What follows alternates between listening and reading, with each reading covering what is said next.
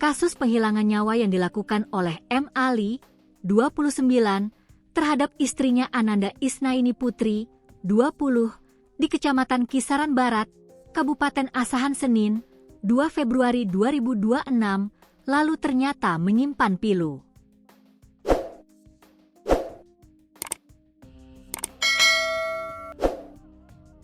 Pasalnya, Ananda Isnaini Putri sering mendapatkan perlakuan kekerasan dalam rumah tangga, KDRT, yang dilakukan oleh pelaku kepada korban.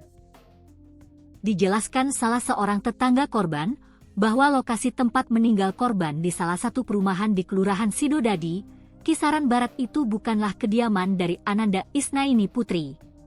Melainkan, Ananda Isnaini Putri tinggal di kamar setelah di rumah susun sewa sederhana, Rusunawa, Kisaran di Blok 2 lantai 4. Menurutnya, Ananda Isnaini Putri kerap mengalami kekerasan dari pelaku M. Ali dan pelaku tidak sungkan-sungkan melakukan kekerasan terhadap korban meskipun ada warga yang melihat. Kami sering dengar kalau di dalam itu kejadian keributan.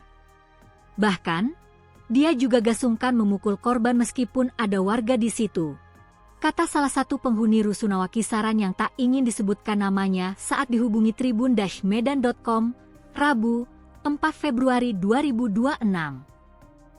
Katanya, sudah hampir 2 tahun korban tinggal di sana kerap mendapatkan kekerasan dari pelaku.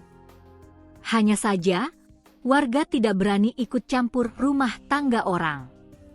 Kami karena lihat dia, pelaku, bertato dan badannya besar, kami gak berani ikut campur. Terlebih, memang urusan rumah tangga orang lain, katanya. Ia juga mengaku bahwa setelah pelaku membeli rumah di perumahan di Kelurahan Sidodadi, korban kerap dipanggil hanya untuk beres-beres rumah dan tidak untuk tinggal di rumah yang dibeli tersebut. Jadi semua itu sudah tahu kalau dia ini seperti itu. Maaf katanya, sampai seperti pembantu dia. Dia kesana hanya untuk bersih-bersih rumah, ungkapnya. Lanjut, pria muda ini, korban merupakan warga yang ramah dan kerap bersosial kepada masyarakat sekitar Rusunawa. Kalau dia habis dipukuli suaminya, nanti dia pasti turun ke lantai dasar di satu warung, dia itu cerita sama ibu-ibu di situ. Dia selalu ditenangi dan disupport oleh ibu-ibu di Rusunawa ini, katanya. Dia juga mengungkapkan bahwa korban memiliki 1 orang anak yang masih bayi. Kami kadang kasihan, dia ada anak bayinya, kemudian dipukuli suaminya. Terkadang kami warga Rusunawa ini cuma elus dada saja melihatnya, ungkapnya.